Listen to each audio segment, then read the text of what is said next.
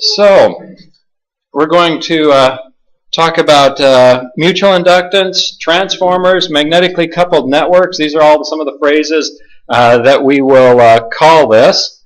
In the end, a lot of what we do will be in reference to transformers, but it's not always transformers. Sometimes you have two coils that you definitely don't want acting like a transformer, but they do tend to act a little like a transformer, and you have to deal with that. The other thing that we're not going to want to forget is just because you have mutual inductance doesn't mean that you give up self-inductance. So we're still going to have to keep track of the self-inductance. I guess we should talk a little bit more about where these creep in to what we want to do in our lives and industry and whatnot. Transformer can be used to easily, quickly, rather efficiently step voltage up or down. Okay, so if we are generating, let's say we've got generating power over here, we might do it at a rather low voltage, and then because we want to minimize line losses, if I have these transmission lines, we've got a resistance in here, and I can say that the power that's being lost on those, power is equal to I squared times R, right? So if I could do it at a very low current, there would be an advantage to that. So what I do is I ramp the voltage way up. So we have this device that will take the voltage and run the voltage way up. Okay. Now, before you decide to go home and put a transformer on your side of your power meter and think that you're going to save some power that way, as we ramp the voltage up, what does the current do? Current goes down. So the net power transferred is theoretically the same, isn't it? Okay. There's probably some inefficiencies in here, and we'll have to deal with that. So we transfer this at many thousands of volts, kilovolts, okay, across country. And then when it gets to your house, it's a little dangerous to plug the toaster in at kilovolt values, right? So what we do is we drop it back down. So we take the voltage and we drop it back down, and what's the current do? We increase the current again. Okay, this was the beauty of the AC system, whether we want to attribute that to Westinghouse or Tesla. It's the beauty over Edison's system. I'm not trying to badmouth Edison, but Edison wanted DC, and DC, it's very difficult to do these transitions. We'd end up with a power generation facility on every street corner, essentially, because we couldn't transfer electricity long distances. But with the transformer, we can ramp the voltage way up and very efficiently and easily transfer power long distances. So you've probably seen these transformers hanging on power poles, or maybe grids in the sidewalk outside your house where they're underground, or green boxes out in the flower beds in front of your house. Those are probably the transformers that are doing this kind of thing. And we see these in lots of places. Your automobile is actually a good example of something that uses something like this. And you might think, well, I remember when we were talking back about inductance, we had to have some changing current, didn't we? And how could we have changing current in the automobile? Isn't the automobile a DC system? I mean, this is obviously AC, right? AC 1 out over DC. That's the beauty there. But with our auto, we tend to think of that as a DC system, don't we? Does a transformer work with a DC system? No, it's what we call a heater, isn't it? It'll turn into a heater in a DC system, so it's not going to work very well. But if we look at our spark ignition system in a vehicle, so I have a spark plug here trying to ignite the fuel-air mixture inside the engine, I have this switch that's continually opening and closing. So this is on, and then off, and then on, and then off. So as the engine rotates, that switch is opening and closing. In old-style ignitions, we would call this the points. If your points got corroded, you took a point file and went in there and cleaned it up a little bit. That system's gone for about 30 or 40 years. Most systems now are electronic ignition, so they're doing this part of it electronically. Okay, but they still probably have some sort of a coil. Used to be we had one single coil and then a distributor. Now most cars have a coil for each spark plug, and sometimes the coil is located very close to the spark plug. Sometimes when you change the wires, you even have to change the coil. I guess that's good for people that make coils. So anyway, or you'd be like some manufacturers and you put the coil right over the exhaust manifold, so you can definitely try and shorten the life on that, right? Yeah, because electronics, they like heat.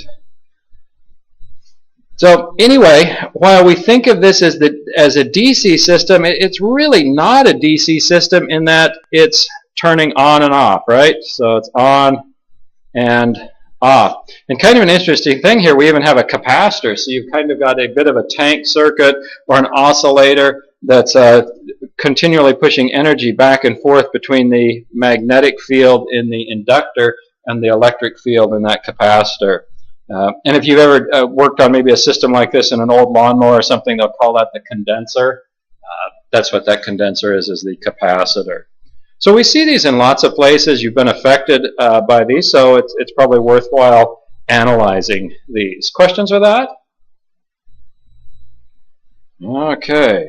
Well, let's get into the particulars on this, or the mechanics of this. So if I have a couple of coils, and what I've drawn here is I've just drawn these coils. We have a core and we have the coils wrapped around those. If I draw it in a bit more schematic sense, I'll just draw an inductor here and an inductor there, and then I will have this mutual term. Okay, and we'll talk about the mutual term between those, where the mutual term is really going to be equal to K times the square root of L1 times L2. And it's a fairly long derivation to come up with that equation, talking about the permeance and whatnot. We will leave that to your author. Your author does a nice job of that. Or you'll probably talk about this in physics too. We're going to very quickly put this into a black box, and in fact put this into phasor form so we can deal with it like all of our AC analysis. Well, L1 and L2 are pretty easy. Those are the values of the individual inductors in henries. Okay? So when we talked about 30 millihenries before for an inductor, or 50 millihenries, that's what that is. That's the value of the individual inductors in henries. And K is the coefficient of coupling. Okay, coefficient of coupling. And K is going to be somewhere between 0 and 1. If I have perfect coupling, K will be 1. Do we have any perfect transformers? No. The electric company would love perfect transformers, but they're pretty good. They're not perfect. Do we have any where K is equal to 0? I mean, even if I have an inductor here on Earth and I have one on the moon somewhere, is there coupling between them? Yeah, there's slight coupling between them. Probably not very much. We can ignore it for most applications, but we would have some coupling. Okay? So I'm not sure why we would do that, but that goes along with a student that's always trying to build a massless bridge to the moon. So I always get that question. You know, if you could build a massless bridge to the moon, it's like, whoa, man, you need to back up. Maybe pass the first exam, and then we can have this conversation. But anyway, so it seems like those that are, you know, proposing the massless bridge to the moon just can't even pass the exam. But anyway, I've digressed too far already. So this mutual term comes from the individual inductance, L1 and L2, and our coefficient of coupling. And eventually we're going to talk about an ideal.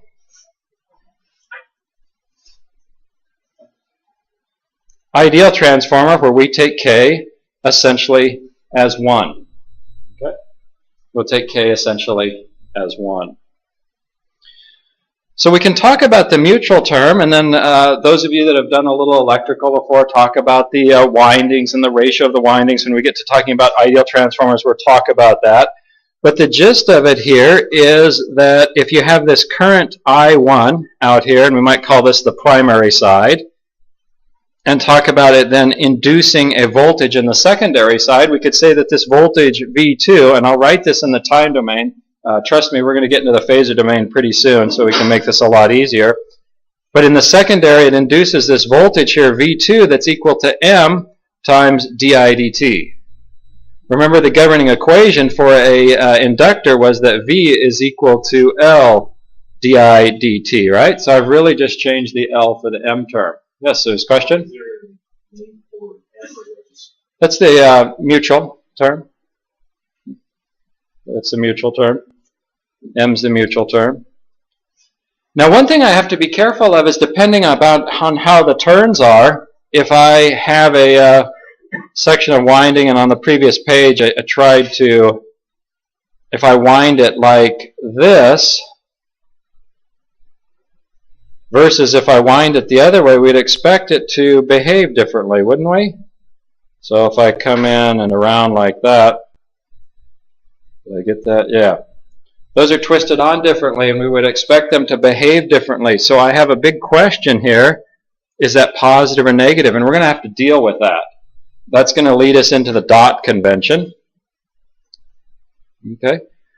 Let's just leave that positive or negative. Okay. So we can talk about the magnitude of this. I'm not ready to commit to whether it's positive or negative, but I do know that this voltage here is going to be equal to this mutual term times the time rate of change of the current out there. Yes? The part when you said you wrap it, starting on the left side first and come down, or starting on the right side first and coming down. How does that change? This goes around here a different direction. So if you take a current, let's say the current is going into here versus the current going into here, the magnetic flux is going to go in different directions in the core. And we're going to talk about that when we get into the dot convention. Okay. So the other thing, most people are pretty comfortable with this. A current out here induces a voltage in the secondary. Everyone's thought about that. That's how a transformer works. That's how a transformer is supposed to work. Well, let's try something a little differently. Let's put a resistor in here, and we could still have this voltage too here. I'll put this in time domain. And that would still be equal to this expression up here. I'm still not committing to whether it's positive or negative. But because I have this resistor here, would I have a current here? Absolutely. I'd have a current there. And would this current I2 induce a voltage back over here, what we could call maybe V1? Absolutely. V1 is going to be equal to the mutual term times di2 of t dt. And again, I don't know whether that's positive or negative. We're going to have to sort that out. But this is something to think about. This mutual term goes both ways. You'll notice that I started out with the arrow here. There needs to be an arrow there. And for a linear core, it goes both ways. Okay? That a current out here induces a voltage over here. Everyone's very comfortable about that. But if I have a current over here, does that induce a voltage here? Absolutely. So mutual inductance goes both ways. Which is fairly important. I mean, if we look at this, if we got the transformer outside your house, this is what's hanging up on the pole or whatnot. We expect it to go this way. Power comes from the power company and it goes into the house so we can turn the toaster on, right? What happens when sometimes some of these lines fall down? You don't have power in your house, right? And then some joker comes along with a generator. They hook it into the house and they don't disconnect the house, and what happens to this transformer? It actually works just fine that way too, doesn't it? Okay, so we'll have to talk about electrical safety with transformers, but they work fine in both directions, so we need to take that into account. Well, let's see if we can get a better handle on this dot convention. Eventually we will come along and when we draw this transformer, we're going to put dots here, and these dots, that might be one possibility for dots. Another possibility for dots might look like this. And that's going to help us, those dots are an indication of how this thing is wound, how it's put together, and whether this is going to be positive or negative. So we need to talk a little bit about the dot convention. Are there questions before we go that way? Okay, so I didn't use the backing page, so I kind of messed that up. Let me redraw that real fast.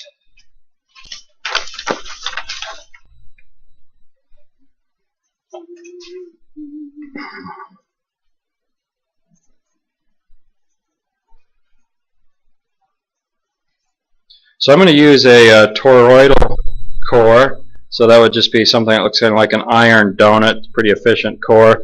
And we'll wrap this around it. And I'm going to very purposely, very carefully wrap this around here, just like this. And maybe this one I'll put like this. Okay, so I'm going to come up with that. And I want to look at how I would assign the dot convention if I could actually take this thing apart. The transformers that we're going to use in lab, we're actually not going to take apart. We'll have to talk about how we're going to assign the dot convention eventually in lab by experimentation without taking it apart. But if we could actually, cut apart the transformer, open it up and look at it, how would I get the dot convention? So let's look at this thing. It's a 6-step method. Like we have lots of 6-step methods in here. But the first one is to arbitrarily select a terminal and assign a current into it. Okay, so 1.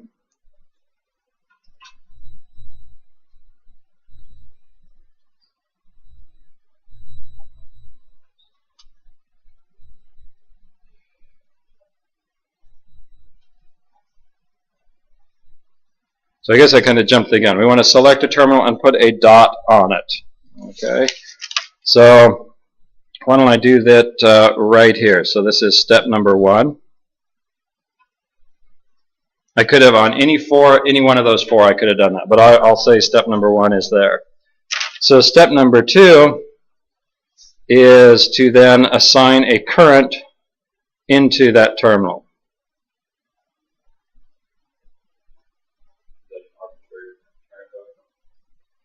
Well, I'm not even going to put a value. I'm just going to say a current. So I guess that would be arbitrary.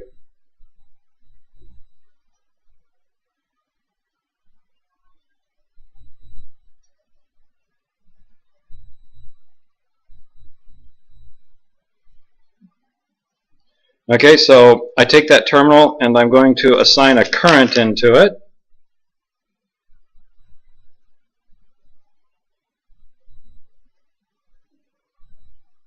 So that's step number 2. And then what I want to do is I want to use the right-hand rule to find the direction of the magnetic field established. Use the right-hand rule to find direction of magnetic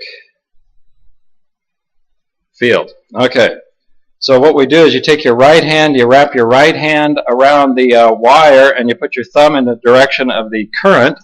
So if you're wrapping your hand around here and you put your thumb in the direction of the current, the magnetic field is going to be going this way, isn't it? That's usually kind of a hard sell. Let me, I'll label this as 3 and talk a little bit more about it. If I come down here and I look at this core, if I take a side view, I come down here and I look at this from this vantage point down here. I'm going to have this core like this. And then the wire is going over the top of that core, isn't it? Okay. And the current is going to be going into the page, isn't it?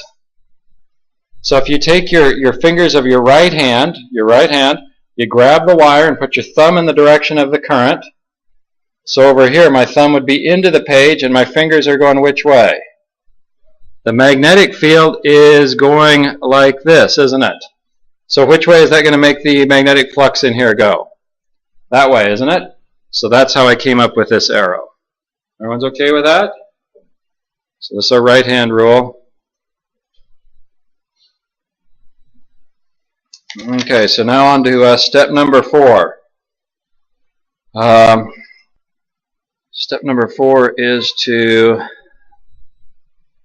arbitrarily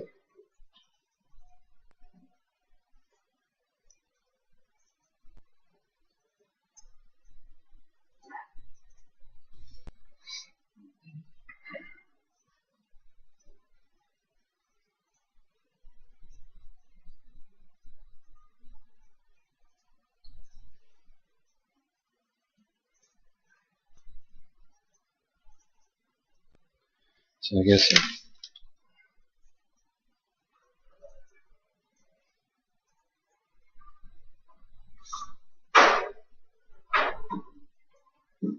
okay, so arbitrarily assign a current into one of the leads on the other coil. So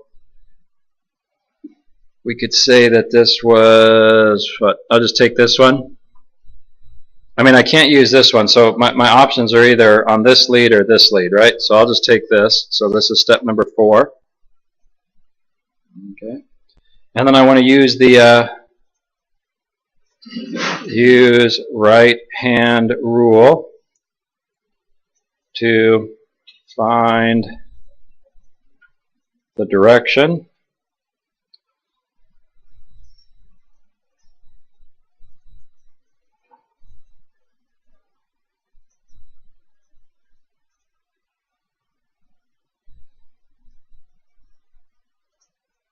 So use the right-hand rule to find the direction of the magnetic field for 4. So it's going to take your right hand, you put your thumb in the direction of the current, you wrap your fingers around there. Which way is it going to be going? It should be going this way, shouldn't it? So there is step number 5. Does that make sense? Okay. So then step number 6 is we compare them, and if they add,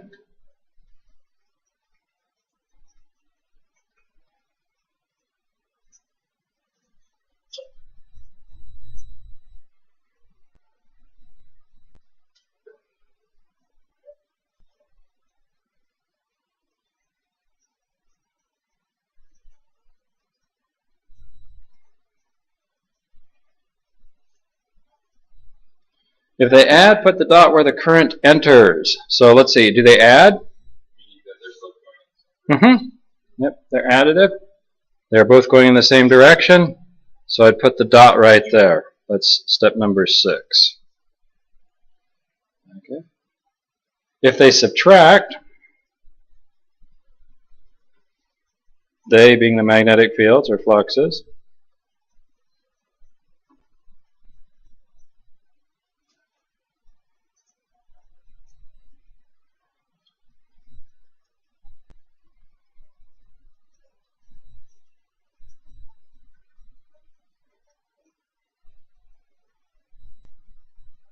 put it where it leaves. Okay, so if they add, we put it where the current enters. If they subtract, we put it where it leads. So you can see why some of these things are arbitrary, because if you went through here, let's say that you took one of the other terminals and started this process, you would come up with this same notion. Okay. Well, if this dot ends up here, this one is going to end up there, which would give the same relationship. Because whether we have dots like this, or you have dots like this, that's going to be the same relationship. Yes? So if they subtract, we'd be putting it on the lead right below the 6. Yes. Okay. If they subtracted, that's where we would put it. Okay. Now this seems a little bit confusing. Once you go through it a few times, it'll become kind of second nature. Let's try a problem that maybe a little bit taxing. It's probably as hard to draw as anything. So let's see if I can do this.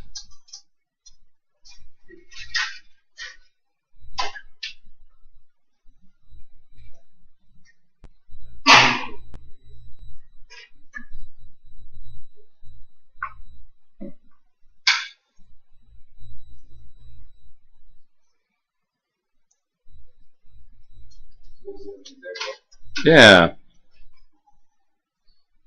It looks like a little bit like an usher, but it's just a core that I've taken and put a twist in. And let's say I put a winding on here.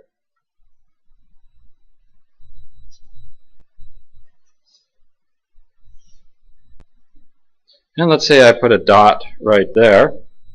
And I have a winding over here.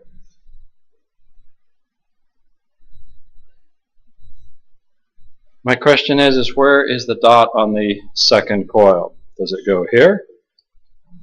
Or does it go there? So take a minute and think about that. See if you can figure out where that goes.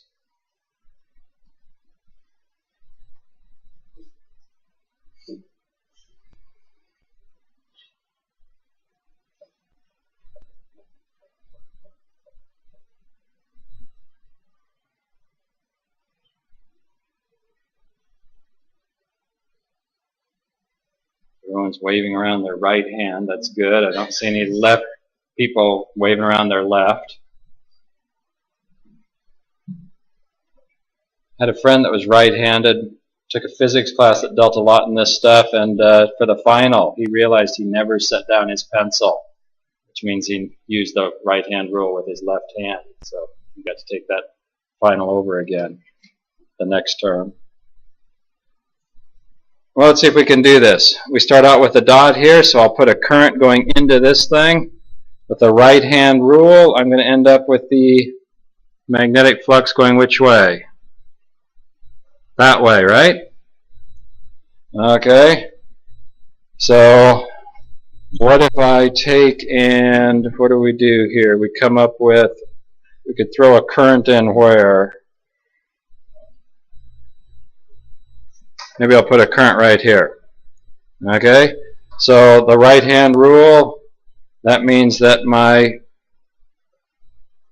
flux is going to go that way. They're subtractive, aren't they? They're opposing each other. So do I put the dot where my current is? No, I put the dot down here. You come up with that? Yeah. So like I said, once you get through this, it's fairly easy. We don't, I think this is good to think about. We don't use this a lot because oftentimes with a transformer, we don't want to tear it apart to investigate this. So how are we going to do it in lab? How can we investigate this experimentally? Let's try. Let's say that we put a transformer in a black box here. I like black boxes.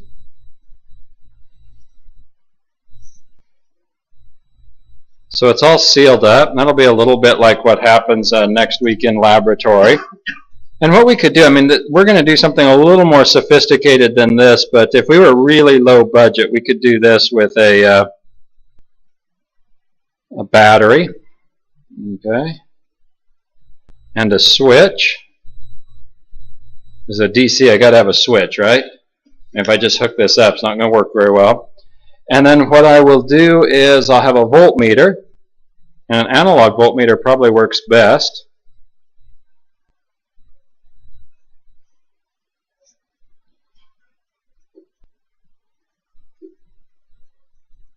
Okay, and this side of the battery, this is the positive side of the battery, that's the negative side of the battery, and we'll hook this up to our voltmeter there. And if when I close the switch, if I'm going to assume that this is the dotted terminal, then the question comes up, where's the dotted terminal over here? And if I get an upscale deflection, if this is positive voltage, where do I put the dot? Upscale, which is positive. I'm going to put the dot at A, right? Yeah. Positive value, upscale, deflection. So if I get an upscale deflection, I would put the dot here at A. What if I get a downscale deflection? That would be over here. That would be negative, right? So the dot would be where? The dot would be at B, down there. Okay. So with a very simple voltmeter and a battery and a switch, you can test this thing, and we hopefully haven't done any damage to this. Okay. Now we'll be a little more sophisticated with this in lab. We have hopefully a little better tools than a battery and a switch. So we'll take this transformer, essentially be in a black box because the dots are not going to be shown to you. And we could put in some sort of a AC signal here, right? Okay. And we'll go ahead and take this as the reference ground. And maybe I'll put the oscilloscope here and I'll look at channel 1 there. So I'll come over here on the scope. And I will look at channel 1. Okay. And so then I'll come over here and I'll put channel 2 right there. So if channel 2 then looks like this,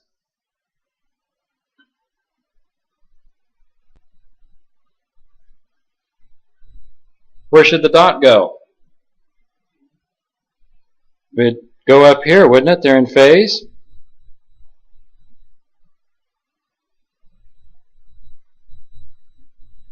But if channel 2 looks like this,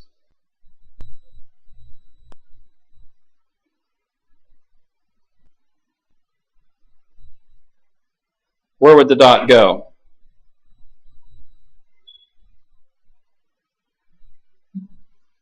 It would go down there, wouldn't it? They're out of phase. I mean, that's essentially a downscale deflection of our circuit above, right?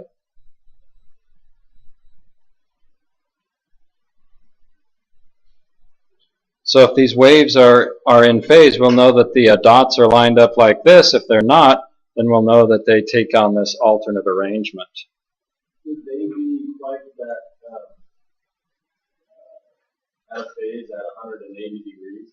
Well, we'll see in lab. They'll be quite a ways out. Well, I mean, like they'll cross at that same point. Like, you know, like there will sometimes be, you know, they'll be.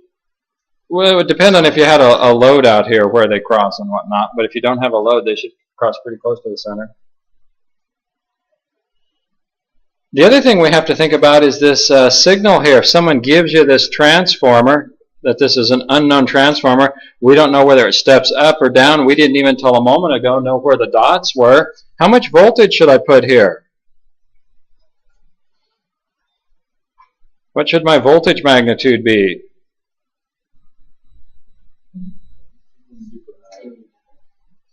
Super high? Well, let's see. If this is a step up and steps up by 1,000 to 1, so if I put in 1 volt here and it steps up 1,000 to 1, how many volts would I have across here? 1,000 volts? That could be an unwelcome surprise, couldn't it? So until we figure out whether this is a step up or a step down transformer, what do we want to do in terms of the voltage? Very low, right? Yeah, very low. How are we going to know whether it steps up or steps down? Well, again, we're going to look at the oscilloscope. If our input looks like this and our output looks like this and they're on the same scale, if this is in and this is out, is it stepping up or stepping down? Stepping down, isn't it? So now at that case, it's probably safe to start to increase this input voltage if we want to get some better values, right? Because remember, transformers will work the same both ways. We could turn it around and use it as a step up, or we could turn around and use it as a step down. Questions with that? Well, we still haven't answered the question what we do with this dot. We learned what makes the dots different, what makes the dots the same in terms of how we wind it and whatnot. When we get together next time for lecture, we'll talk about how the dots will affect whether that's positive or negative, and that will then usher in quite a few problems that we can practice on. So that's where we'll go next time. Take care till then.